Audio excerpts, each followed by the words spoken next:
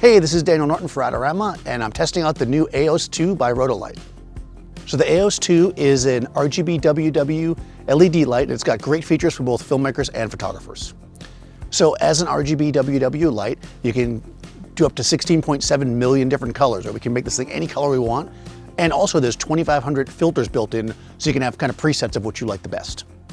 With a TLCI of 99, you're going to get really great color. That's excellent for portraits, fashion, product, and of course, filmmaking. So speaking of filmmaking, you've got some special effects built into the AEOS 2. You've got strobe, you've got lightning, and some others. So the AEOS 2 is really lightweight. We decided to go out and make some portraits in the park, and I was able to take one of my travel stands. It's only 1.4 kilograms, so the stand held it no problem. Easy to carry around, easy to work with. There's a touchscreen menu in the back, so you can access all the color features, the special effects, and all that other kind of stuff, including the flash feature. Okay, so this is an LED unit, right? But it has the ability to have a Skyport unit attached to your camera that then allows you to flash the LEDs. This makes them about a stop brighter, so you can go out on location and get that little extra oomph you need when you're working out in the daylight.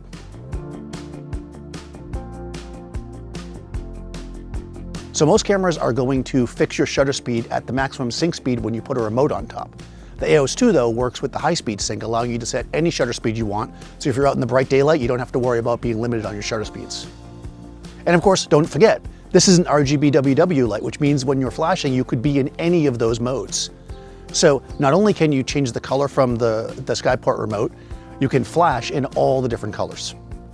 The AEOS 2 also has a 3.5mm adapter, so you can use any flash remote that you might have.